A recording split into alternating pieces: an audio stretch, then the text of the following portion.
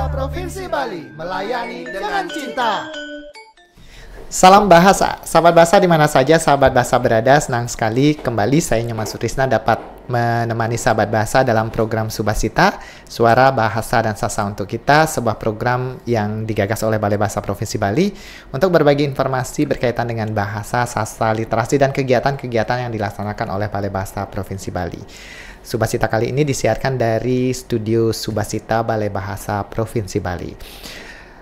Sahabat bahasa, untuk edisi Subasita kali ini di studio kami sengaja mengundang satu sastrawan yang sangat aktif berkegiatan sastra saat ini. Beliau adalah Diki Senda, dikenalnya dengan Diki Senda, tapi tadi bertanya-tanya apakah ini nama di KTP, ternyata tidak. Nanti kita tanya-tanya bagaimana Diki Senda ini.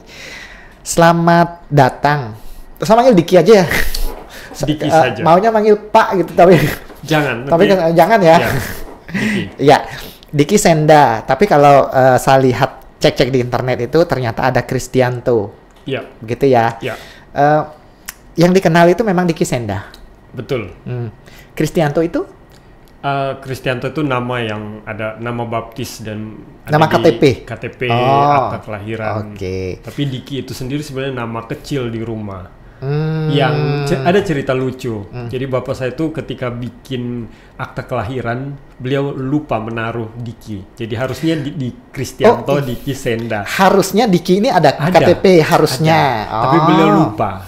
Terus ya sudah, itu jadi panggilan di rumah saja. Oh begitu, karena memang nama panggilannya Diki, tapi karena tidak tertulis jadi orang tua agak malas untuk mengubah. Iya. Oke. Kan harus pengadilan lagi. Oh iya benar, betul. Memang, ya. Jadi Diki Senda dikenalnya begitu. Mungkin di buku Diki Senda, gitu ya. Ya, Diki Senda ini adalah satu sastrawan yang berasal dari Indonesia Timur, bisa dikatakan begitu ya. Betul. NTT.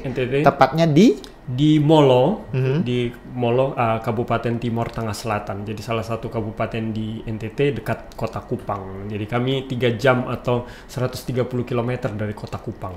3 jam dari Kupang ke Molo. Itu kalau sekarang transportasi sudah? Ya, transportasi kami jalur jalan darat, ada bus, ada travel dan segala macam. Saya tertarik dengan kehidupan Diki waktu masa kecil. Ya. Kalau di Molo kan mungkin ya di bayangan saya ini bukan kota besar gitu kan ya. Persis. Pasti akses dan fasilitas itu tidak, apalagi zaman itu tidak seperti sekarang. Persis. Ya. Gimana kehidupan Diki waktu kecil? Ya, saya lahir di Molo, wilayah yang ada di pegunungan. Jadi kami anak gunung, saya anak gunung, lahir dan besar. Benar sekali bahwa di tahun itu, kalau saya balik lagi ke 30 tahun yang lalu, akses dan segala macam sangat terbatas. Tapi menariknya adalah bahwa tumbuh dan besar di wilayah pegunungan, di kampung, itu juga memberi banyak sekali hal yang pada akhirnya juga ikut membentuk saya hari ini sebenarnya. Apalagi kalau kita bicara saya sebagai penulis. Jadi pengalaman-pengalaman tinggal di kampung, pengalaman-pengalaman terhubung dengan budaya, terhubung dengan sejarah, kelokalan, identitas lokal itu justru yang pada akhirnya memberi banyak inspirasi untuk saya kemudian menulis, masuk ke dunia sastra. Jadi seperti itu. Fasilitas tidak ada. Iya. Tetapi saat itu Diki waktu kecil itu sudah tertarik menulis atau membaca, itu bagaimana? Ya, jadi saya juga mungkin bisa dibilang adalah lahir di keluarga yang cukup privilege, punya keistimewaan, akses juga ya. Jadi artinya bahwa bapak orang tua itu suka membaca, jadi ada fasilitas buku di rumah dari kecil. Contoh yang bisa dilihat setiap hari bahwa orang tua membaca buku, kakak-kakak membaca buku. Saya anak terakhir dari 7 bersaudara, jadi contoh-contoh itu hidup di rumah. Betul. Meskipun di luar rumah sangat terbatas. Aktivitas itu tidak ada begitu ya, bisa dikatakan tidak ada. Tidak begitu ada. Ya. Sekolah tidak ada, perpustakaan tidak ada buku waktu itu. Kemudian tapi juga beruntung karena di gereja pada saat itu ada romo-romo, pastor-pastor yang menyediakan bahan bacaan. Jadi majalah anak-anak itu ada di rumah pastor itu. Jadi kami waktu itu bisa mengakses, selain bahwa di rumah ada juga buku-buku bacaan. Buku dari bapak begitu ya. Dari ibu, bapak dan ibu. Dan juga sebenarnya dari kecil itu orang tua memberi agenda, buku agenda hitam kecil kayak diary, tapi buku catatan harian. Jadi memang sudah disengaja dikasih ya? untuk kamu menulis. Karena bapak saya juga orangnya sangat rapi. Apapun itu dia tulis. Jadi dia punya arsip yang cukup baik. Keluarga, catatan-catatan hari ini dia kemana, dia punya pengalaman apa itu, beliau punya catatan itu. Dan mungkin melihat itu dari kecil. Jadi waktu itu saya minta orang tua belikan buku agenda hitam itu, saya ingat sekali. Dan kemudian itu jadi catatan harian setiap hari, dimulai dari kecil. Kalau Mam nih, Bapak? Bapak adalah seorang polisi. Oh, tapi suka membaca? Suka membaca. Beliau pembaca buku, dan nanti pada akhirnya kalau nanti saya bisa cerita juga ketika bangun perpustakaan, ketika saya pulang kembali ke kampung dan bikin gerakan yang namanya Lakuat Kujaos, beliau salah satu yang mendukung karena beliau dekat dengan literasi, dekat dengan sastra. Kalau saudara juga aktif di penulisan? Ya, kakak saya ada salah satu yang sulung, itu dia seorang pastor, seorang romo, dan dia juga penulis sastra di NTT. Berarti memang keluarga suka membaca buku dan suka menulis. Memang dari kecil dilatih seperti itu. Ya. SD, Diki di Molo? Saya SD SMP di Molo. Itu sudah aktif. Kalau saat itu aktivitas menulis, misalnya lomba menulis apa, itu sudah ada? Tidak ada sama sekali. Jadi jauh, kami tinggal jauh dari mana-mana, dan ya kualitas pendidikan pada saat itu, akses buku bacaan, kualitas pendidikan, guru dan segala macam masih sangat terbatas, sehingga ya itu hanya beruntung bahwa dari rumah dan dari gereja ada akses ke buku-buku. Tapi saya juga waktu itu senang karena bertemu dengan salah satu guru bahasa Indonesia ketika SMP. Beliau ini yang kemudian menangkap ada potensi di diri saya, menurut beliau saat itu, Diki, kamu kayaknya punya potensi untuk menulis puisi. Jadi waktu itu kami bikin majalah dinding pertama kali di sekolah, di kampung. Itu di SMP? SMP. Dan itu karya pertama saya, puisi saya dimuat di mading, diapresiasi oleh guru. Artinya potensi itu ditemukan oleh guru sendiri. Itu rasanya saya ikut merinding nih, bisa membayangkan saat itu lingkungan belum mengenal puisi, tetapi Diki sudah menciptakan puisi, dan respons dari guru juga bagus. Ketemu dengan orang yang tepat, betul. Orang yang sangat mendukung, dan ya setelah itu sudah mulai aktif menulis puisi. Cuma saya tidak pedean pada saat itu. Jadi ketika SMA, bahkan tinggal di asrama, saya pindah ke ND, merantau pertama kali, ketemu dengan sekolah yang waktu itu bagus dan punya akses perpustakaan, dan ketemu juga dengan bapak asrama yang membaca buku dan segala macam. Tapi pada saat itu saya menulisnya diam-diam. Jadi catatan harian di hari itu tetap ditulis, tapi disimpan. Tapi tidak dipublikasi gitu ya? Tidak mau akses mempublikasikan ke majalah dinding di SMA pada saat itu, tidak. Karena merasa belum menulis bagus begitu ya mungkin? Iya. Belum pede begitu ya? Belum pede. Tapi itu tetap jalan terus, membaca buku, apalagi ketika di SMA dapat sekolah yang aksesnya bagus, perpustakaannya bagus, guru-guru dan segala macam juga mendukung. Ya? Mulailah di situ, itu lebih, saya yang awalnya dari puisi malah masuk ke cerita pendek, itu di SMA. Berarti waktu awal menulis di sastra itu puisi begitu ya, Dik ya? Startnya puisi.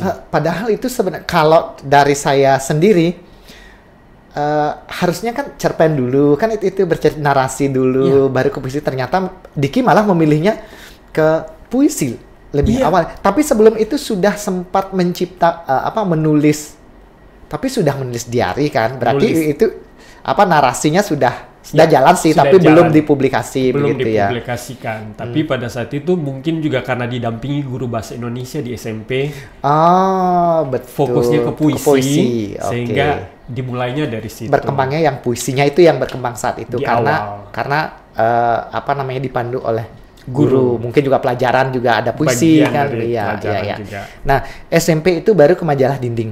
Iya, Gitu ya. Madinah. SMA itu sudah apa saja waktu SMA? SMA itu saya justru banyak menghabiskan masa SMA dengan membaca banyak buku karena difasilitasi oleh Bapak Asrama. Saya ingat waktu itu dia memperkenalkan saya ke karya sastra Indonesia, Sapardi Djoko Damono, Joko Pinurbo, Ayu Utami dan lain-lain. Itu di masa remaja yang saya merasa hari ini itu saya beruntung sekali ada di masa itu. Tapi di sisi yang lain saya tidak terlalu pede untuk mempublikasikan. Jadi memang benar-benar 3 tahun masa SMA itu dihabiskan dengan membaca dan membaca. Tapi juga tetap menulis kan, Menulis walaupun tidak untuk dipublikasi ya untuk pribadi. Ya. Menulis SMA itu sudah meramah ke cerpen. Cerita pendek. Sampai ke novel saat itu belum. Belum. Cuma cerita pendek dan puisi pada saat itu. Nah, di SMP majalah dinding. SMA itu apakah sudah ada media lain selain majalah dinding? SMA itu ada semacam buletin sekolah Majalah sekolah yang begitu ya. sudah ada cetaknya, itu ada. Kemudian majalah dinding juga tetap ada, tapi saya tidak pernah mempublikasikan Oh. itu justru di SMA. Oh, padahal karya ada begitu Karya ya. ada. Mungkin juga karena zaman-zaman SMA itu remaja itu agak kondisi psikologinya Iya, beda lagi ya. Betul. Jadi ya itu kemudian memilih untuk tidak mau muncul. Nah, SMP, SMA masih di Flores, NTT. Di NTT.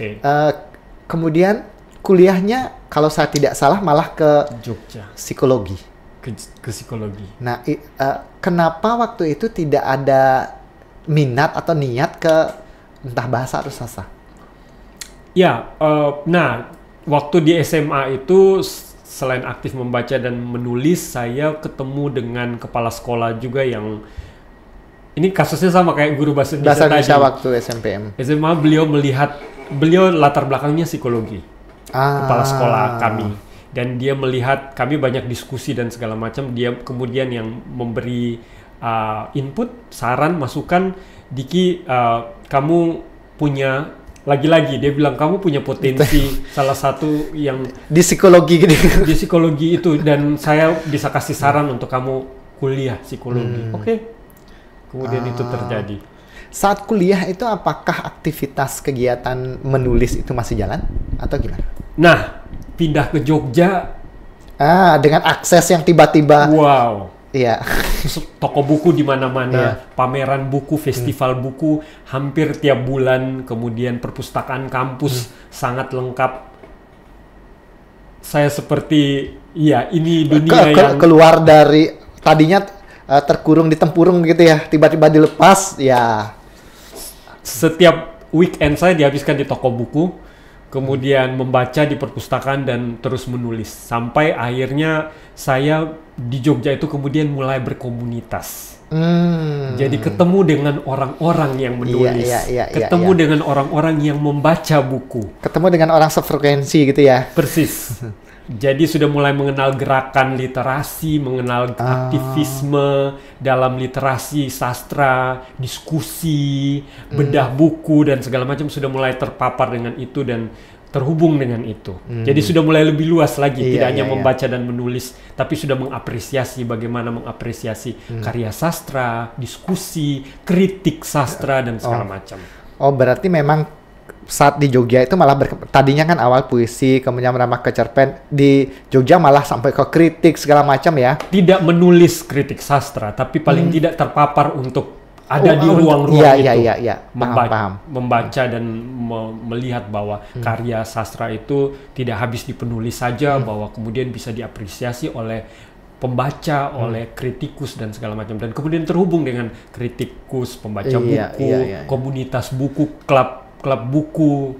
Akses jejaring dengan orang-orang itu terbuka begitu ya. Terbuka. Kalau Diki waktu kecil kan tadi sudah disampaikan bahwa bisa dikatakan orang tua menjadi inspirator begitu ya waktu kecil. Ya, persis. Kalau melihat dari tokoh penulis waktu itu sudah mengenal tidak waktu kecil? Bacaan-bacaan di masa kecil itu sebenarnya tadi saya belum sempat mention bahwa lebih banyak buku-buku dongeng anak-anak dan buku-buku rohani, justru cerita-cerita narasi-narasi dari orang-orang kudus dari gereja Katolik dan segala macam, buku-buku gereja begitu ya. Buku gereja, tapi yang ada unsur ceritanya. Dan belum pada saat itu belum ada satu sosok yang benar-benar menjadi panutan atau segala macam. Tapi di masa SMA untuk pertama kalinya saya membaca karya Ayu Utami. Itu juga di masa remaja dengan pergolakan dan membaca karya dia Saman, judul Saman pada saat itu seperti saya menemukan ada titik di mana wah, orang ini luar biasa. Saya banyak belajar dan setelah itu mengikuti semua karya-karya beliau dan sempat sampai akhirnya hari ini berteman baik juga dengan beliau, dan itu menjadi satu ini proses yang menarik pada saat itu. Ayu Utami salah satunya. Nah, kembali lagi ke kegiatan tadi, Diki menyampaikan bahwa di Jogja waktu kuliah itu Diki sudah bertemu dengan orang-orang sefrekuensi, kemudian juga membentuk komunitas-komunitas gitu ya. Bisa diceritakan komunitas itu?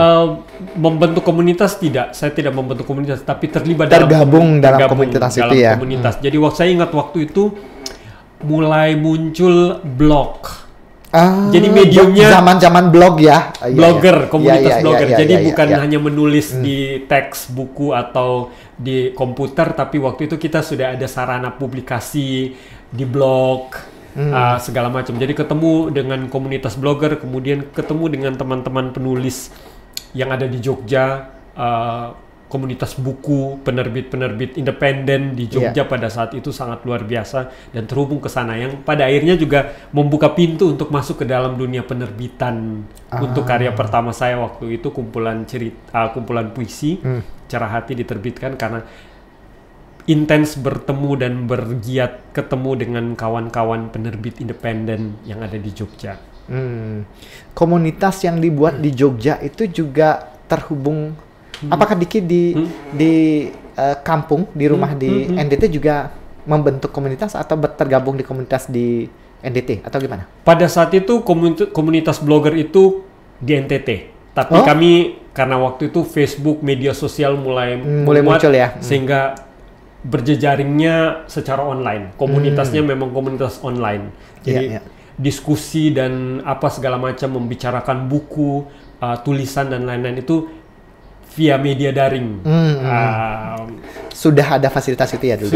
Sudah pada saat itu sudah mulai saling tukar cerita, kirim email, mailing list, dan kirim tulisan untuk saling membaca dan saling memberi masukan kritik terhadap tulisan masing-masing. Waktu itu kami masih pakai itu. Kalau hari ini mungkin sudah ada Zoom, sudah ada segala macam, tapi waktu itu masih manual dengan mailing list.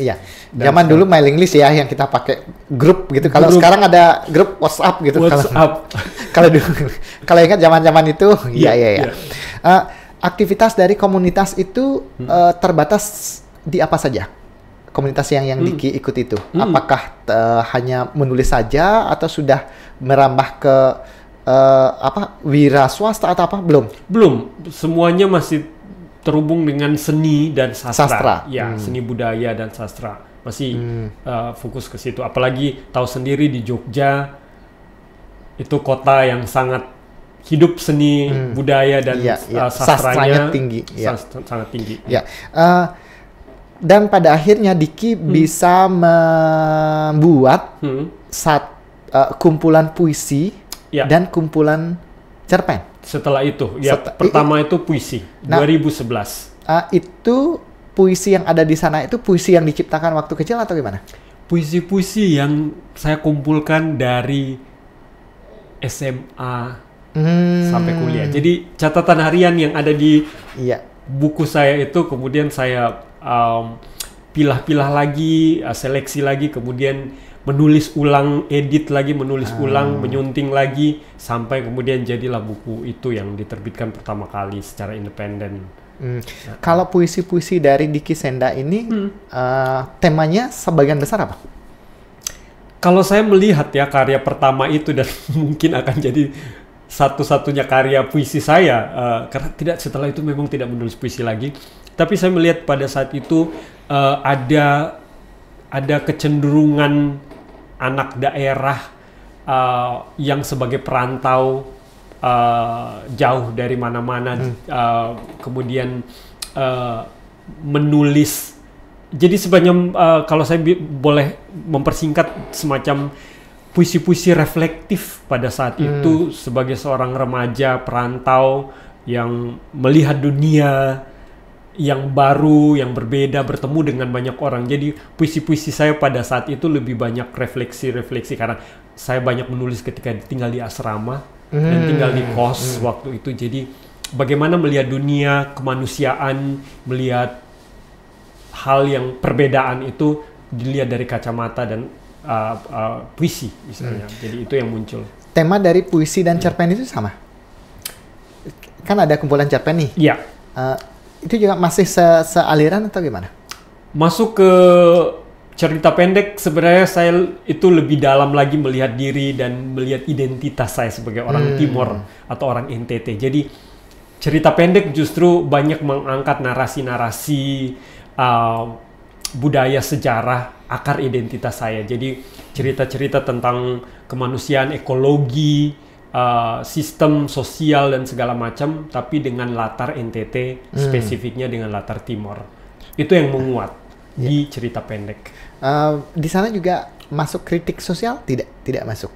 Di sana ada beberapa kritik sosial, misalnya ada di beberapa cerita pendek saya mengangkat fenomena yang saat itu menguat soal human trafficking, soal perjualan manusia misalnya, migrasi orang-orang dari kampung ke kota yang terdesak. Itu salah satu kritik sosial. Atau kritik sosial yang lain soal bagaimana misalnya penghancuran kebudayaan kami orang Timor yang dilakukan sejak zaman kolonial misalnya. Stigma-stigma atau label-label yang diberikan kepada orang Timor sebagai orang-orang yang terbelakang, orang-orang yang bodoh, orang-orang yang miskin. Nah, itu kritik yang saya munculkan dalam karya-karya saya. Nah, kegiatan menulis puisi dan cerpen itu berlangsung sampai saat ini atau puisi tingkat super produktifnya kapan? Kepenulisan itu? Saya fokusnya ke cerpen setelah SMA dan apalagi kuliah sampai hari ini benar-benar menulis cerita pendek saja. Puisi sudah terakhir itu ketika kuliah, setelah itu memang tidak menulis puisi lagi. Membaca puisi masih. Benar-benar cerita pendek. Dan kalau bicara produktif itu setelah tahun-tahun akhir setelah kuliah.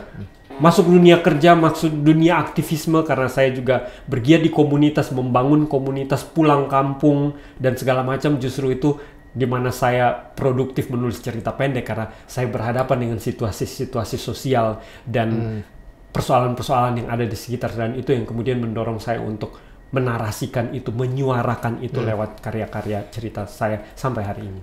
Nah, tadi Diki sudah sedikit menyinggung tentang Lakoat Kujawas. Yes. Nah, bisa sedikit diceritakan? Ya, itu satu inisiatif yang saya munculkan dan itu kemudian terhubung dengan kawan-kawan yang sama visinya. Jadi inisiatif ini atau gerakan di Lakoat Kujawas itu adalah sebenarnya bisa disebut sebagai gerakan anak muda pulang kembali ke kampung. Ini bahasa apa? Lakoat Kujawas itu nama buah yang identik dengan masa kecil kami di Molo pada saat itu. Jadi lakoat itu buah yang sangat jarang, dia tidak bisa tumbuh di banyak tempat, tapi kalau ini bisa dimakan? Bisa dimakan, kalau di bahasa Indonesia namanya buah biwa, atau di Sumatera ada yang menyebut anggur karo, ada yang menyebut lokuat, kalau bahasa Inggrisnya biwa atau lokuat. Itu buah. Kemudian kujawas itu jambu biji. Jadi dua buah ini identik dengan masa kecil saya dan teman-teman di Molo. karena kecil suka bergelantungan di dua pohon ini, dan itu semacam satu harapan untuk hidup lebih baik, karena kami percaya bahwa buah itu representasi dari ada biji, ada benih di dalam, ada kehidupan di situ, ada yang akan ditanam dan akan tumbuh dan berbuah lagi dan seterusnya. Jadi itu sebagai satu harapan, dan itu kami kemudian memilih untuk menamakan gerakan kami sebagai Lakwatku Jawas, dengan visi bahwa anak-anak muda yang punya setelah dapat kesempatan merantau, kuliah, sekolah, keluar, kemudian sama-sama bareng-bareng ayo pulang kampung, kita bikin inisiatif, bikin gerakan untuk menjawab persoalan-persoalan yang ada di kampung. Lingkup kegiatan dari Lakwatku Jawas ini apa? Jadi gerakan yang pertama kami lakukan, saya dan teman-teman, setelah saya bertemu dengan kawan-kawan yang sefrekuensi tadi, yang pertama kami bangun adalah ruang literasi, perpustakaan, kelas menulis dan segala macam. Karena berangkat dari saya waktu itu merasa ya modal yang saya punya setelah pulang merantau dari Jawa, modal yang saya punya adalah buku-buku. Kemampuan saya mengajar, sharing pengetahuan saya di bidang tulis menulis, itu yang saya kontribusikan untuk komunitas saya, untuk kampung saya. Jadi gerakan literasi, perpustakaan, ruang arsip, itu yang kami bangun pertama. Kenapa arsip? Kenapa dokumentasi? Karena sebagai penulis pada waktu itu, ini sebenarnya muncul juga pulang kampung itu, Beli Nyoman itu juga muncul ketika saya pulang riset untuk kebutuhan menulis. Waktu itu saya mau menulis tentang sejarah dan budaya Molo, akar saya, karena merespon isu-isu sosial hari ini. Dalam waktu pulang riset itu kok, sebagai anak Timur saya baru sadar bahwa saya ini kok berjarak ya dengan adat kebudayaan saya. Ternyata selama ini sistem yang sekolah formal saya itu tidak banyak memberi pengetahuan lokal untuk saya. Tahu tentang sejarah kampung, budaya di kampung saya seperti apa. Waktu itu saya dapat akses untuk harus riset. Riset saya cari-cari tentang sejarah, arsip-arsip Timur, harus pergi ke perpustakaan Leiden di Belanda, online, perpustakaan online. Dan ada satu titik di mana saya untuk mengakses pengetahuan lokal kok saya merasa susah sekali ya. Kenapa pengetahuan saya itu bukan ada di kampung saya, tapi justru disimpan di negara orang. Malah nyarinya keluar gitu ya. Harus nyari ke orang. Itu titik balik di mana ini saya dan teman-teman harus melakukan sesuatu. Kerja arsip pada saat itu kami mulai lakukan ketika saya memutuskan pulang kampung. Yang dibenahi pertama adalah mengumpulkan semua dokumen, narasi, cerita, sejarah budaya kampung sendiri. Dan Lakwatku Jawasnya sampai sekarang masih aktif? Iya, kami mulai merintis dari tahun 2016 sampai hari ini, dan sudah berkembang. Dari tahun-tahun awal fokus ke literasi dan anak-anak yang ada di kampung dengan perpustakaan dan ruang membaca. Belakangan kami sudah mengembangkan itu ke ada bisnis sosial, masuk ke kewirausahaan sosial. Kami punya banyak gerakan-gerakan yang lain. Lakwatku Jawas ini sampai sekarang aktivitasnya malah berkembang dari dulu awal dibentuk sampai sekarang, dari literasi sekarang sudah meramah ke wira swasta.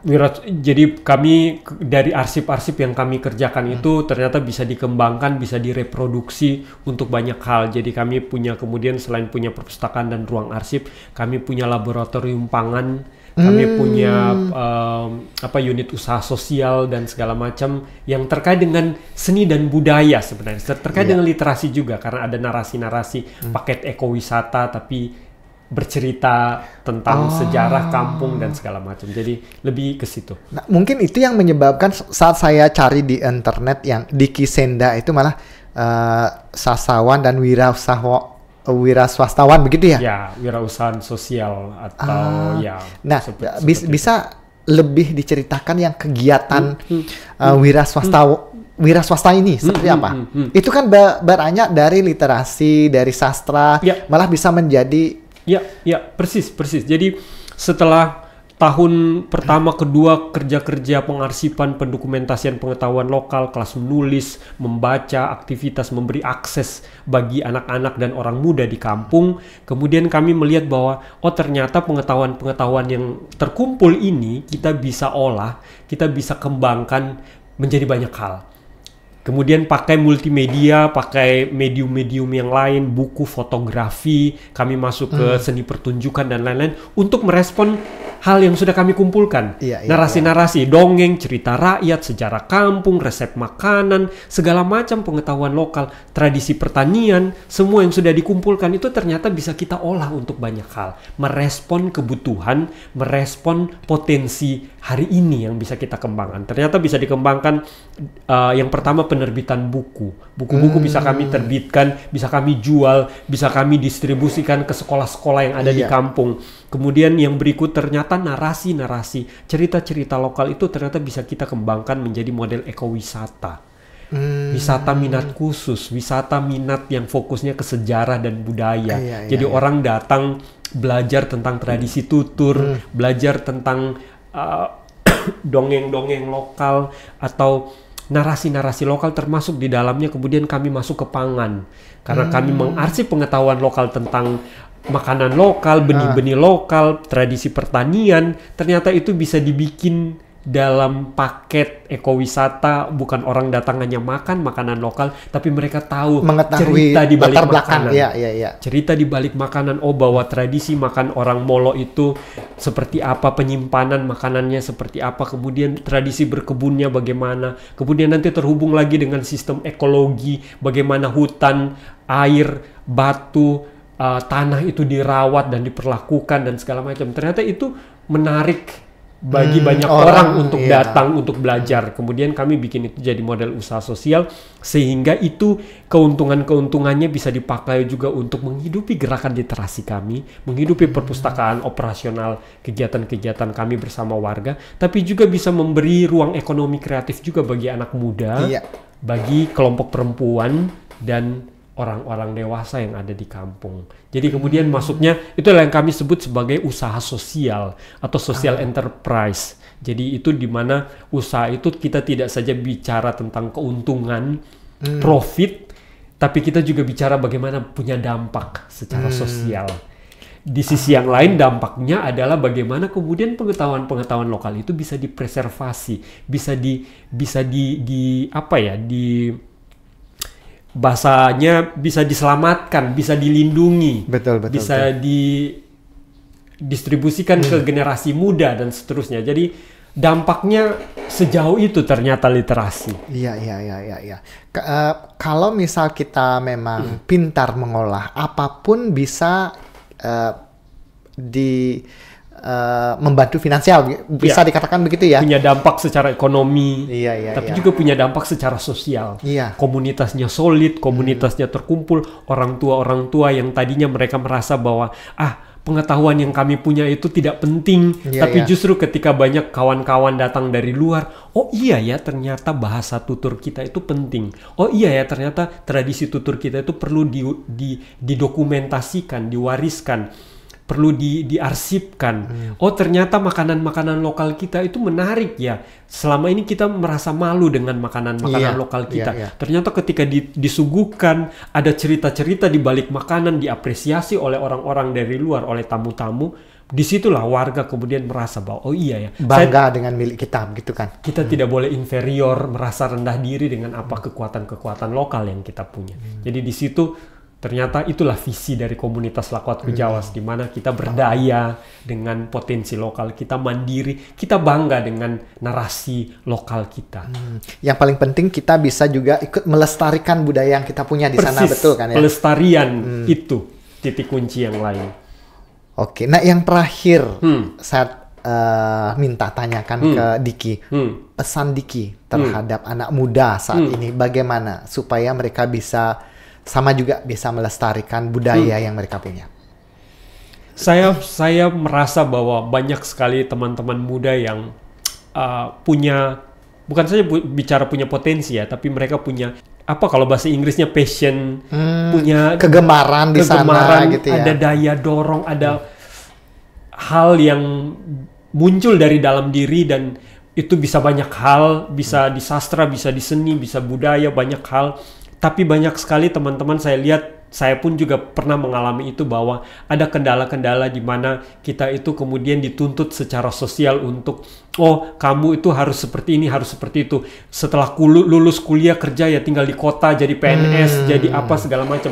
Kadang-kadang bukan saya tidak mau bilang bahwa jadi PNS itu buruk, bukan. Tapi banyak hal kemudian secara sosial kita tuh sudah dikonstruksikan untuk ya tujuannya sudah, itu gitu ya. Kalau kamu di situ ya di situ saja. Sementara bisa jadi anak-anak muda hari ini itu punya potensinya di tempat lain begitu ya. Banyak hal. Jadi pesan saya justru adalah silakan kenali diri kamu, silakan kenali apa yang menjadi kekuatan kamu, apa yang menjadi kesukaan, apa yang menjadi hal yang paling kamu gemari. Fokus ke situ, lakukan ke situ, tidak usah peduli lagi dengan banyak hal, karena yang itu jadi pilihan kamu, itu jadi tanggung jawab kamu. Lakukan dengan tanggung jawab yang penuh dan buktikan bahwa kamu bisa survive, bisa hidup, bisa mandiri, bisa melakukan banyak hal besar. Justru dimulai dari kecintaan kamu terhadap sesuatu. Jadi menurut saya itu yang pertama. Yang kedua adalah kalau bagi teman-teman yang terpanggil untuk fokus ke literasi dan budaya, fokus untuk pulang kampung dan segala macam, saya pikir itu hal yang harus kalian lakukan. Please, hari ini kampung kita itu kosong. Kampung kita itu ditinggali oleh banyak-banyak pemikir-pemikir, orang-orang hebat justru tinggalnya di kota. Kalau kalian punya keterpanggilan itu, silakan pulang ke kampung, bangun kampung, bikin kampung menjadi kuat kembali seperti dulu dengan potensi-potensi yang kita punya, dengan kekayaan-kekayaan lokal yang kita punya. Iya. Karena apa yang kita punya itu harus kita banggakan. Persis. Harus kita lestarikan. Persis. Kalau bisa kita kenalkan, kita kembangkan lagi. Persis. Kan begitu Diki ya. Persis. Jangan inferior, jangan merasa rendah diri dengan apa yang kita punya.